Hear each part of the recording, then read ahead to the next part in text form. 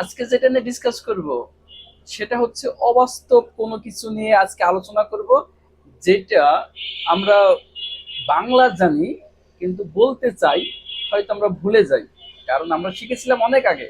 সেটা হচ্ছে অবাস্তব কোনো কিছু নিয়ে আমরা ডিসকাস করব। আকাশ কুসুম স্বপ্ন। স্বপ্ন তো আমরা সবাই দেখি, কিন্তু বাস্তবে রূপ নেয় কয়টা স্বপ্ন? ঠিক, আই উইশ আই ওয়ার, এটা নিয়ে আজকে আমরা ডিসকাস করব। সেটি হচ্ছে আই উইশ আই ওয়ার। তো এটা হচ্ছে আকাশ কুসুম স্বপ্ন। আমরা আই উইশ আই ওয়ার ইতিমধ্যে একটি ভিডিও আপনারা দেখেছেন। আজকে যেটা ডিসকাস করব এখন সেটি হচ্ছে আয়ের জায়গায় সাবজেক্ট অন্য কিছু দেব। এই ধরেন থার্ড পারসন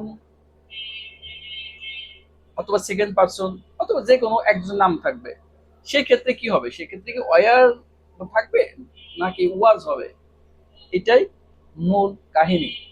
চলুন শুরু করা যাক। নাও গেট স্টার্টেড। প্রথমে সাবজেক্ট থাকবে, সাবজেক্টের পরে উইশ থাকবে, তারপরে সাবজেক্ট থাকবে, তারপরে ওয়ার থাকবে, তারপরে আপনারা যেটা দিবেন অ্যাডজেক্টিভ অথবা নাউন একটা দিলেই হবে। সাপোজ এক্সাম্পল দিচ্ছে একটা, ইস, সে যদি আমার ভাই হতো। ইস, রহিম যদি এখন আমার সাথে থাকতো। আহ, ইস, আহ, আমার বাবা মা যদি আমার সাথে থাকতো। এরকম সেন্টেন্স গুলা কিভাবে তৈরি করবেন? আমরা শুধু শিখছি আমি যদি রাজা হতাম, আমি যদি এখন লন্ডনে থাকতাম, আমি যদি আবার শিশু হতাম, আমি কি দিয়ে ফার্স্ট পার্সন শুধু। এইবার একটু ব্যতিক্রম একটা ক্লাস। এই ধরনের সেন্টেন্স আপনারা যেভাবে তৈরি করবেন।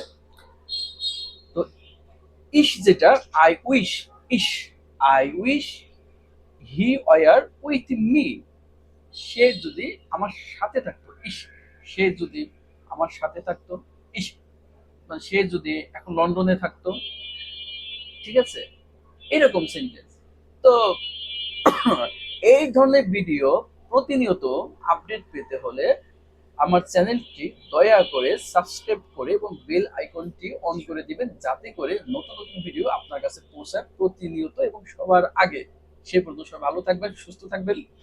আসসালামু আলাইকুম।